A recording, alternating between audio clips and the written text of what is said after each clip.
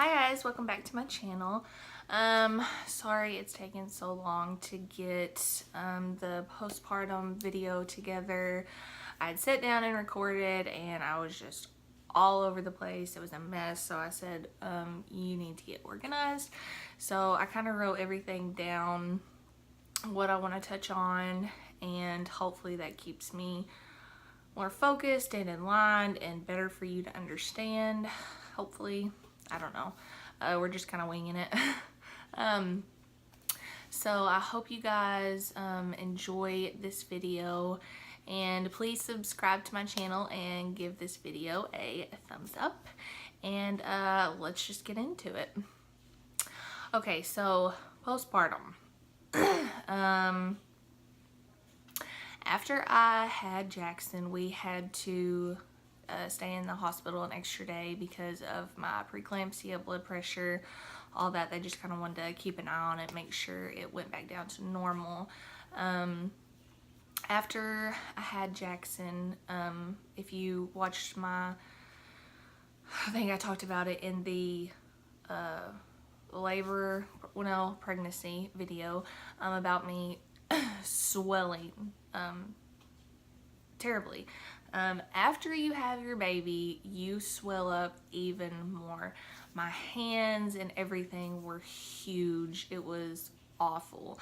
You know, of course, all that will go down slowly, and then you kind of feel back to normal. It's a weird feeling. You're like, oh, I'm a normal self again.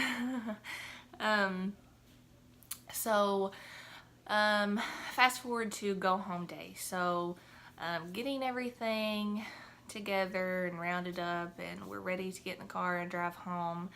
I'm still very, very sore, obviously. I just had a 8-pound baby. Some of this stuff is probably a little TMI, but that's what we're here for. So sorry in advance. So we are going home, and the ride home it sucks, only because I'm so sore, you know, down in my area. And you know, you feel every bump, you feel every crack, you feel everything, and you're telling your husband to miss every little rock, crevice, anything possible, because it hurts, for me anyways. I remember we had to stop at Walmart, and I had to run in and get a couple things, and that was rough. I got back in the car and I was like, holy jeez, that was way too much walking that soon. And you just feel like you're kind of walking as carefully as you possibly can, because like I said, every step you feel. And car rides were just awful. I kind of later on I figured out I had to be propped up on my side to kind of get that pressure off of my bottom area, and that made it way more easier. So coming home, getting settled in, your house is just in a complete uproar, and you're so tired, and you feel like you're feeding your child every second, literally. I mean, the 2 hours just goes by bam, bam, bam, bam, bam. And it's just like, holy cow, like, I don't know, it's crazy. So, like I said, your house is in an uproar, you're tired, you're exhausted, you feel like you're feeding your child literally all the time. You're trying to get adjusted to this huge change, because it is a huge change. You know, you went from it being just you and your husband, or whatever the case is for you, to having to care for this human being. I mean, it's a big change. You know, this tiny little human needs your undivided attention. They are completely dependent upon you, and it's kind of scary if you're a new parent because you're worried if you're doing the right things or not doing the right things, or if they're gonna stop breathing. I don't know. You just worry about every little thing possible, and I think that's completely normal. So going to the feeding every 2 hours. Thankfully, the way my husband's schedule worked out, because he works off on the road, and the way his vacation fell, or the way he was able to take his vacation, he was able to be home, I think, 3 weeks. Thank the Lord, because I don't know what I would have done without him. He was absolutely amazing and took care of me and baby both. And of course, I took care of baby too, but I mean, you know, I'm sore. I feel like crap, honestly. It's a huge recovery process, and I don't feel like people really talk about that a lot. I feel like they talk about, you know, pregnancy and labor, but they don't really tell you how intense the recovery is and how hard it can be. I remember hurting so bad that I just had to take one of my pain pills and go to sleep, because that was the only way I would quit hurting. And thankfully my husband was here to allow me to get that rest that I needed. You know, like I said, car rides suck. Walking sucks in general. I remember one day I was feeling better, and I was trying to get my house up to keep, or whatever you want to call it. And I was dusting, and I squatted down, and holy cow. I don't know what I was thinking. I don't know why I thought that was going to be a good idea. But as soon as I did it, I realized that that was the worst idea ever. And I dealt with the consequences the rest of the day and the following day. You know, they tell you to take it easy and stuff, and you're just like, I'll be fine. I got to do what I got to do. But you really do need to take it easy. Your house cleaning can wait. It really can.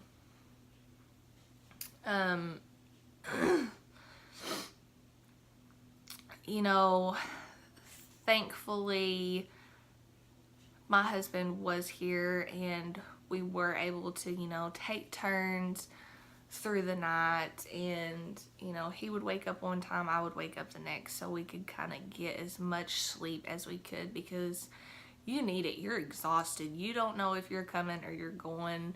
Everything is just kind of like a blur. You know, I remember waking up in the middle of the night and barely being able to keep my eyes open, feeding my child. You're exhausted, and it's part of it, and you don't realize before you have this child how exhausted you are going to be. I don't feel like nothing can prepare you for it. You're ready, and you say you're ready, but you're never honestly really there's never a full-on perfect time to be ready for a child, financially or whatever. It's a huge change, and you don't know, I don't know how to say what I'm trying to get across. Hopefully you know what I mean and don't take it the wrong way. Being a parent is the most hardest job you will ever do, but it is hands down the most rewarding job. Absolutely. And, you know, every giggle or smile or just that look that they give you, it's all worth it. Absolutely. And you're so in love with this child, your baby, and you're in awe. You just can't believe that, that baby was in your belly and a part of you. And now he or she is out in the real world with you. Here it is.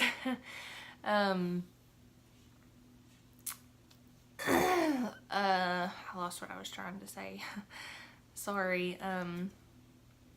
So my milk supply didn't come in till like 3 or 4 weeks after I had Jackson. I remember waking up one night and my shirt was just like soaking wet, and I was like, man, what is going on? What happened? And then I realized it was my milk, and my breasts swole up huge. They hurt so bad. You just don't want nothing touching that area because it's sore, it hurts. And Jackson was not breastfed. He was strictly formula. Please, no judgment. You do whatever you feel is best for your child. End of story. There's certain topics that I just don't even like to get into because mom shaming is real. It is real, guys. It is so sad, and I hate is a big word, but I hate it. I really do. And it's totally unfair, I feel like. And everybody is going to be judgmental, of course. I can be judgmental. And then I realize I am, and I'm like, hey, stop it. Quit it. It's not your place to judge. That man up there. I remember the first time Jackson had his first bellyache, because you learn your child's cry. You learn it. You learn when he's crying just to cry, or when he's, unhappy, or when something's really hurting him, or when he's hungry. They told me, at the hospital, just room temperature, bottled water. Okay. Well, my house is like 68, 70 degrees. That can't be easy on his belly. And we didn't know. We were first-time parents, We don't know what we're doing. We're winging it, okay? We're doing the best we can over here.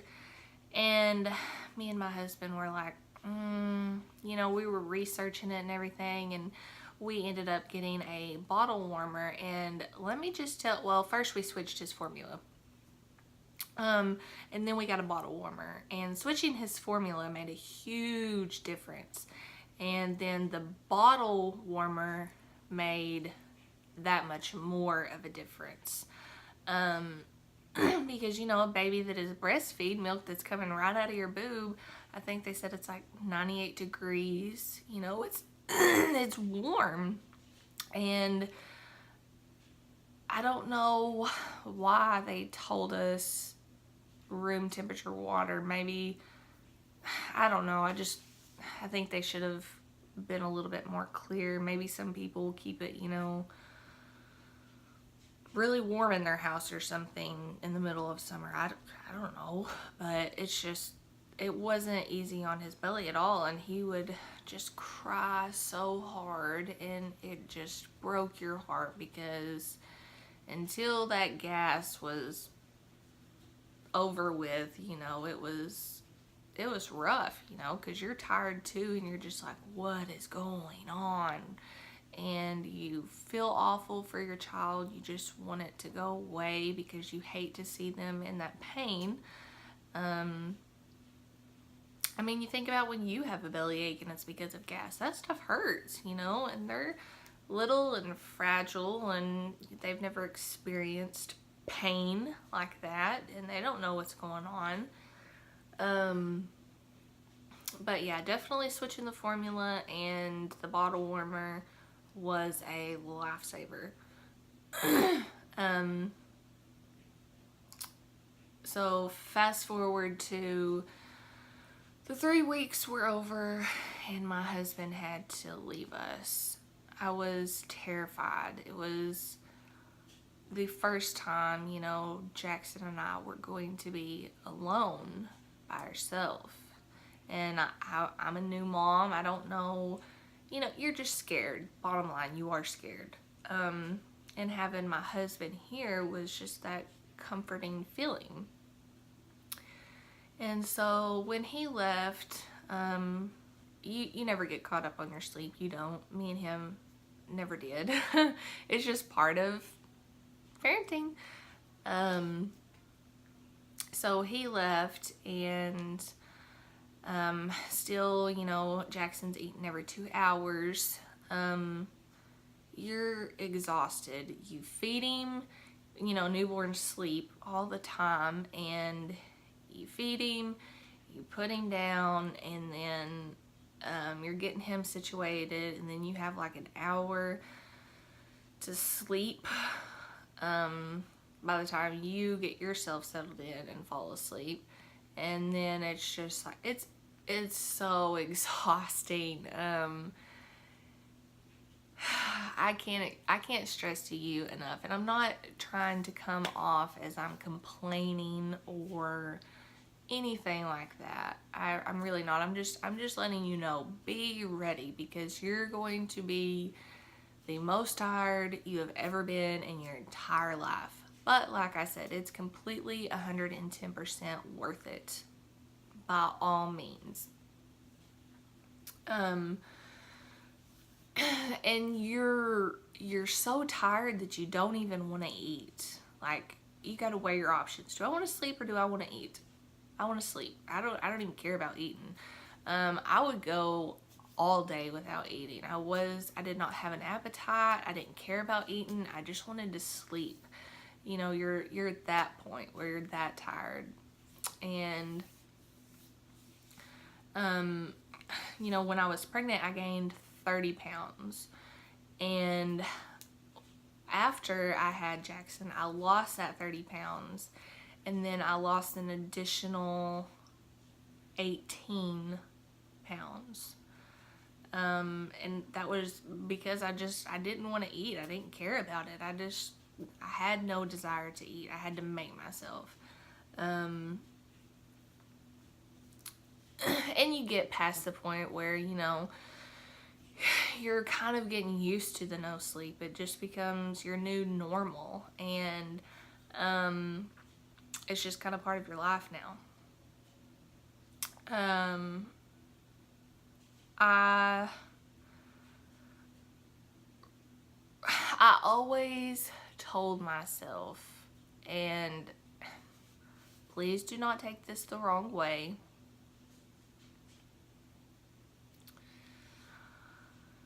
I always told myself that when I had a child, my child would not have that flat spot. Well, it happened, of course. And it wasn't because he wasn't getting enough attention or he was laying down constantly, or we just put him to the side and, you know, forgot about him, left him alone. That wasn't the case at all. It was not the case at all. And now I kind of understand, you know, that's part of me being judgmental. Shame on me, I know. Anyway, so he would always favor his right side. No matter what you did, that's the side he wanted to be on. That was the case. He would always just turn that head, and that was that. That was how he was comfortable. That was how he went to sleep. And you know, obviously the pediatrician told us different things and that we could do, you know, flipping him on the other side of the mattress to where he wanted to look at something on the wall or whatever. That didn't work. Just different things that we could try to hopefully help. And you know, tummy time is such an important thing for a child, you know, to build up those neck muscles and help that flat spot, obviously. So finally, when he would go down for naps or something, I would put a pillow. I know they tell you not to put anything in the crib. It's working for us. Let's leave it at that. I would put a pillow and kind of prop him, not on his side, but at a slight angle to where his head would go the other way. And that has really worked for us and made a huge difference in his head, and it's looking so much better, thankfully, because the pediatrician told us, hey, if this doesn't improve, we're gonna have to put him in a helmet. I didn't want to have him in a helmet. I mean, I would have done it, regardless if I did or didn't want to, for his sake, but if we could have fixed it ourselves, obviously that's the route you want to take. And so thankfully it's getting so much better. And my child hated tummy time. And it doesn't bother my husband for him to cry. If he knows he's okay. It doesn't bother him. Me, it bothers me. I don't like to hear him cry, and it's not because it gets on my nerves or whatever. It's just, I don't know. I don't like it. I feel so bad and guilty. Thankfully now he is starting to like tummy time. Thankfully. So we can have that more tummy time, and it's not stressing me out and stressing him out. It's getting a lot better, thankfully. So, about 2 months, or no, it was 3 months, Jackson, there was a period where he was just inconsolable, and he was having these just fits, and nothing was making him happy, and he wouldn't eat. He would go like 6-8 hours without eating, and I took him to the ER because I was scared, like, this is not normal for him to be going this long without eating. He's a baby. And of course, I called the pediatrician. That's what they told me to do. And turns out, he was teething. I had no idea that he was going to be teething this early, because I know teething is rough. I know that it's hard. It's hard on mom. It's hard on dad. It's hard on baby. And I researched the little amber necklaces. We got him one of those. I did notice a difference with the necklace. I did. And I asked about, Orgel or teething tablets, because, like I said, I'm a new mom. I don't know about this stuff. And my pediatrician, they didn't recommend it because, numbing of the throat that it could cause and affecting them swallowing and stuff like that. So I ended up getting some baby Gannex, their little pods, and it's like coconut oil and something else, and it doesn't have the actual numbing stuff in there, and that helps tremendously. And I'll just kind of massage his gums with that. Teething is stressful. It's rough. It's tiring. You feel bad because that their little gums are just in pain. I mean, you think of when you have a toothache, how bad that hurts. I guess there's a reason why we don't remember our teeth coming in when we're little like that, because I'm sure it's awful.